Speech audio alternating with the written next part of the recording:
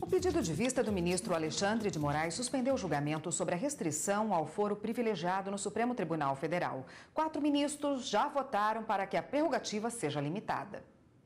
3 dos 11 ministros do Supremo acompanharam o relator, ministro Luiz Roberto Barroso, votando para que o foro privilegiado seja restrito aos crimes que ocorreram durante e em razão do mandato. Concordo com as premissas de Sua Excelência.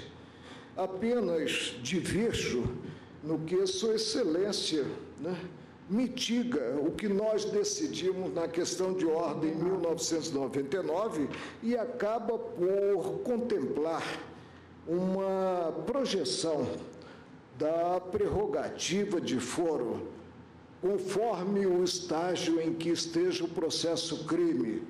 E aí assenta que, se o processo crime estiver na fase de alegações finais, construção já encerrada, portanto, ou pelo menos em tese encerrada, se tem que o órgão que deixa de ser competente pelo afastamento do detentor da prerrogativa do cargo continua com essa mesma competência, como se ela pudesse, não pode, pelo nosso sistema processual, que é um grande todo, ser prorrogada. Foro por prerrogativa de função aplica-se apenas aos crimes cometidos durante o exercício do cargo relacionados às funções desempenhadas, até porque o cargo não é incorporado à situação e a Constituição faz referência a membros ou agentes ou aos cargos. Portanto, no exercício daqueles cargos é que se cometem as práticas que eventualmente podem ser objeto de processamento e julgamento por este Supremo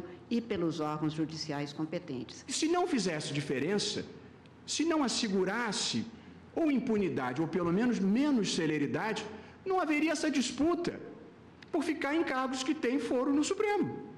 E basta abrir os jornais para saber que manter a jurisdição do Supremo é uma bênção, porque supõe-se, a meu ver, com acerto, que a jurisdição de primeiro grau vai ser mais ágil e mais eficiente, quando de resto já existem mais de 140 condenações, quase todas mantidas pelas instâncias superiores. O ministro Gilmar Mendes defendeu a atuação do STF nos processos envolvendo pessoas com prerrogativa de foro.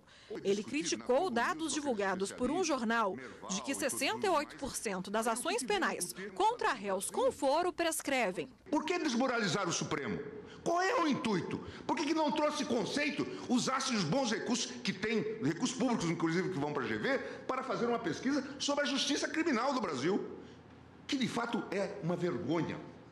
E eu não quero defender foro, acho que de fato os números, mas usar desse expediente para denegrir a imagem do Supremo realmente é de uma grande irresponsabilidade. Esses são os números, ministro Lewandowski. Consistente. O sujeito não sabe distinguir, presidente, inquérito de ação penal. E diz que o tribunal, porque os inquéritos foram arquivados, decide favoravelmente. E tem uma concepção autoritária e nazista, porque acha que tribunal bom é tribunal que condena. É preciso se esclarecer que o Supremo Tribunal Federal tem jurisdição sobre todo o território nacional. E a sua competência raciona em matéria é múltipla. Julgamos desde a união afetiva, habeas corpus, questões tributárias. Então é muito diferente de uma vara especializada que só julga esses casos. Mutatis mutandis, uma vara especializada, quando muito, profere 10 sentenças por mês. Os ministros do Supremo Tribunal Federal são instados a produzir 900 decisões por mês. Então, evidentemente que, acrescendo as ações penais, que são em número bem inferior, nós temos, por exemplo, 60 mil processos diferentes. Numa vara singular, não há 60 mil processos para julgar. Para o ministro Alexandre de Moraes, não há relação entre o aumento da impunidade e as hipóteses de foro. Essa afirmação é de que a existência de foro privilegiado no Supremo Tribunal Federal acaba gerando impunidade, acaba ampliando a impunidade, não só, eu volto a insistir, não só não há nenhuma comprovação estatística, sociológica, empírica, mas acaba por ofender e desonrar a própria história do Supremo Tribunal Federal. O ministro pediu vista para refletir melhor sobre os efeitos da restrição do foro privilegiado. Bom, e a consultora jurídica da TV Justiça, Gisele Reis, está aqui para falar sobre essa sessão de ontem no Supremo Tribunal Federal. Boa tarde, Gisele. Olá, Érica. Boa tarde a todos. Gisele, eu sei que a gente já explicou algumas vezes aqui, já pôde abordar esse tema da prerrogativa de foro por função aqui no Jornal da Justiça, mas é sempre bom a gente aproveitar essa oportunidade para explicar novamente para as pessoas o que é, em que consiste. Bom, é importante realmente esclarecer, Érica, porque o nosso judiciário, nós temos diversas varas, diversos tribunais, e a divisão de competência, ela vai exatamente identificar quem é competente para julgar determinadas coisas. Então, de um modo geral, acontecendo um crime, normalmente essa pessoa ela é submetida primeiro à análise de um juiz de primeiro grau, e aí depois, recorrendo, esse caso pode vir a chegar em instâncias superiores. Quando nós estamos diante de uma autoridade que exerce uma função relevante, então determinados cargos, determinadas funções, elas têm essa prerrogativa prevista na Constituição Federal de, em caso de cometerem crime, eventualmente serem acusadas por crime, elas então há um deslocamento dessa competência. Ao invés de serem julgados pelos juízes, pela primeira instância, eles são julgados por tribunais superiores. É o que acontece, por exemplo, com os parlamentares. Deputados federais e senadores têm a prerrogativa, a partir do momento em que são diplomados, a serem julgados pelo Supremo Tribunal Federal. Então, o Supremo Tribunal Federal acaba atraindo também a competência para julgar outras autoridades, como, por exemplo, nos casos de crimes comuns, julga o presidente da República, o vice-presidente da República, os ministros de Estado, os próprios ministros do Supremo Tribunal Federal e demais autoridades. Então, é uma prerrogativa realmente, não é um privilégio, porque não se trata de um benefício pessoal. É um direito que está previsto na Constituição Federal e que diz respeito ao exercício de uma determinada função, de um determinado cargo. Inclusive, nem mesmo, a partir do momento em que se assume o cargo, não é possível renunciar a esse foro. Esse foro só deixa de existir a partir do momento em que não se está mais na função.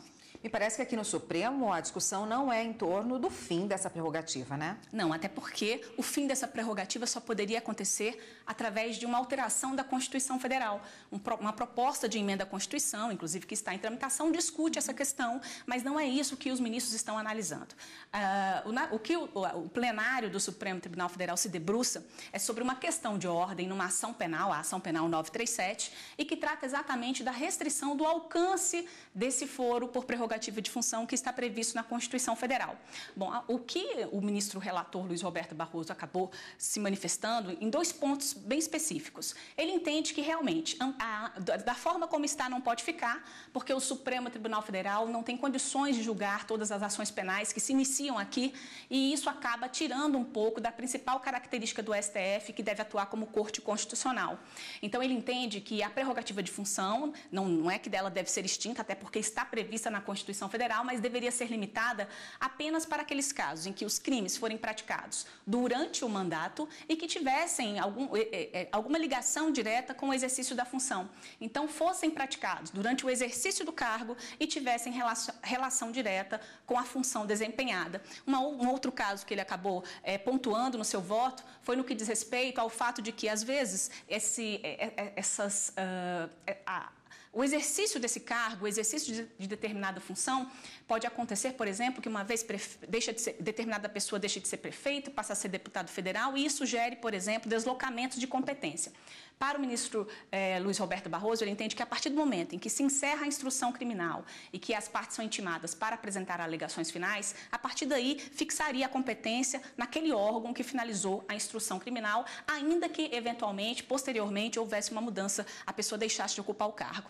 Ele foi acompanhado, em parte, no que diz respeito a essa restrição da competência, pelos ministros Marco Aurélio, pela ministra Rosa Weber, que acabou adiantando o voto, e também pela ministra Carmen Lúcia, que é presidente do STF, e aí houve um pedido de vista do Alexandre de Moraes, certamente esse tema ainda volta para a sessão plenária numa breve oportunidade, assim que o ministro liberar o processo. Tá ótimo, Gisele, obrigada pela sua participação por hoje. Eu que agradeço. Até semana que vem. Até lá.